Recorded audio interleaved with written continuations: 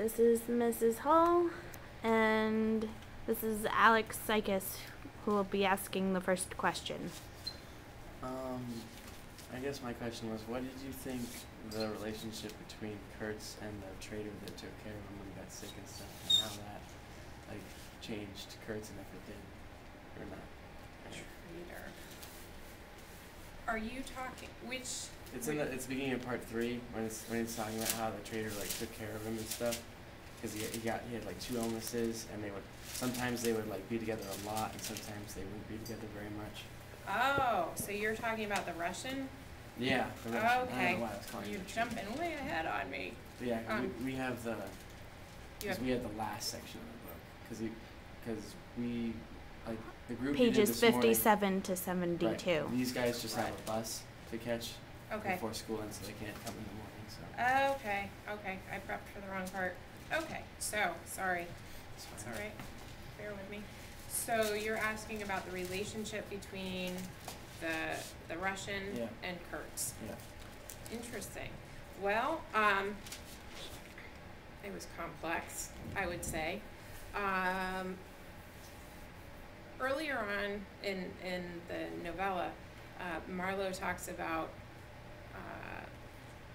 people that most of us can be tempted, and that most of us will sort of fall and revert to a very selfish, evil person, because in our hearts that we're not innately good, that our hearts are dark, and that for most of us, he says at one point, smell dead hippo for too long and see what happens to you. Put yourself in a situation where you don't have the comforts of society, and you're probably gonna turn out pretty well, not crazy, but that you will do things that you never imagined you would do in the comforts of society. But he says that doesn't happen to everybody. He said it happens to most of us, but it wouldn't happen to a fool. He says that the fool, he's too stupid. Why would the devil doesn't have any fun tempting a fool, because the pleasure that the devil gets from tempting you is knowing that you're conscious of the fall. And so I think that the Russian really represents that fool. He's a white man in Africa. We see that Kurtz as a white man is able to accomplish this God position among the tribe. So what's a Russian doing there? Because the Russian seems like he sort of worships Kurtz as well. And why doesn't he also take advantage and become selfish and do things just for himself? And he doesn't. And he definitely seems to have, I think he loves Kurtz, and he fears him. So he's there, and he's ready to take care of him, and he seems to have sort of this competition with the native woman over Kurtz's attention.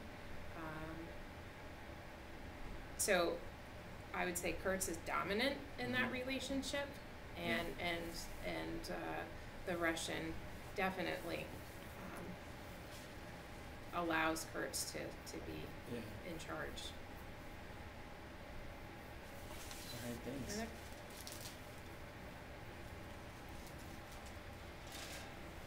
Okay, I guess my question is, what do you think Kurtz has any redeemable qualities about him? Absolutely.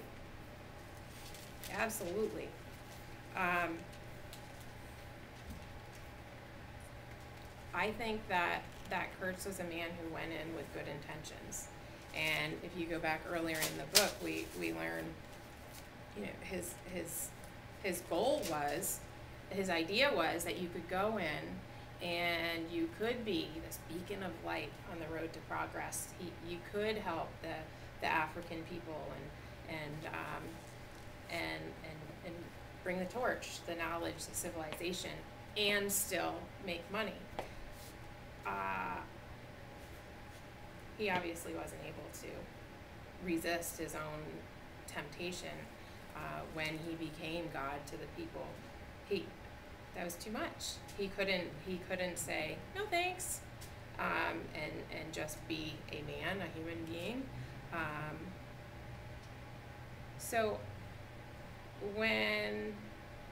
if you set Kurtz up side by side with the people in the company, Marlowe calls it his choice of nightmares, and he chooses Kurtz. And he chooses Kurtz because at least Kurtz wasn't a liar. The company lied, and they presented themselves as something they weren't. And Kurtz puts the heads on stakes right out in the open. When he falls, but you see it. And you can see the savagery, you can see the immorality that he's participated in. But it's out in the light. And when Marlowe talks about the choice of nightmare, he chooses Kurtz because of that, because he hates the lie. He hates somebody like the manager or the pilgrims at the interstation, because they're scheming and lying, and it disgusts him. Kurtz is flawed, and he commits horrible atrocities, but he's at least open about it. And I think that's why Marlowe, I wouldn't say respects him, but is going to choose that nightmare over the nightmare of the company. And by choice, Marlowe's not involved, but he wants no part of what that company has to offer, and what the imperialists say they're doing. Kurtz is out there with his guns, and he's raiding, and he's stealing, and he's turned his back on the company because he's acknowledged this is what it takes. You can't make money and do all the good things at the same time. And he recognizes that at the end when he says, the horror, this is what I've become. I've given in. I've recognized the truth, and it's a little too ugly. So yeah, I like the Kurtz character. He's horrendous, but I think he's great.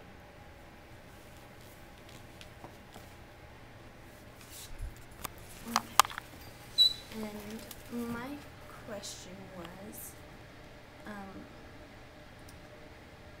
don't remember the pages, but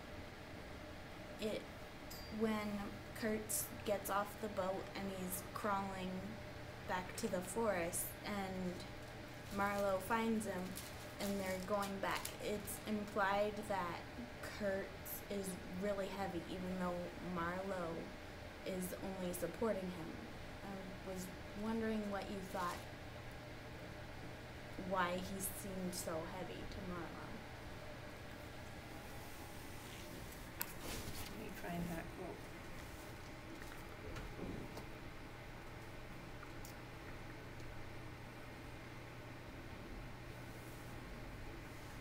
Let's see. It's on page 63 in this book.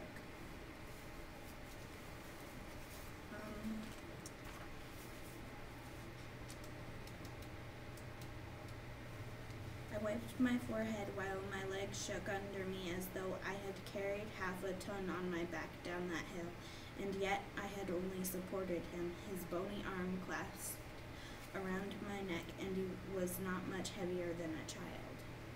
Oh, yeah, so he's sweating and his legs are shaking. That must have been a very scary situation for Marlowe. He can see the fires burning. He hears what I believe he calls it a satanic litany, this noise. He can hear the drums beating. The natives, it's implied that they are,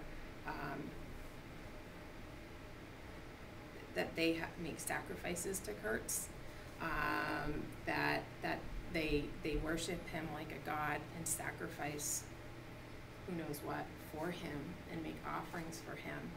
And if he's their God and he's crawling along that path to them, all Kurtz had to do was yell, and Marlo would have been killed, and perhaps made as an offering to Kurtz. So I think that the shaking and the sweating, it's the adrenaline. Yeah, Kurtz is light, but there was nothing light about that situation. It was very, very scary, and his life was really in Kurtz's hands there. And if Kurtz had said the word, he would have been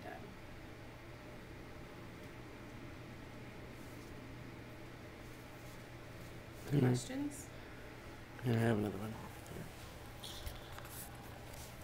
If you were teaching a 12th grade class and they were reluctant to read Heart of Darkness, what would you say to get them excited and encouraged to read it? Or what would you quote from the book?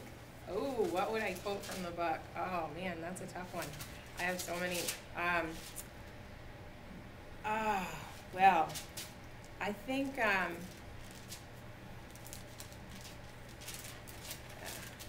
you can actually pause for a second. Give me a minute to find a quote I really like.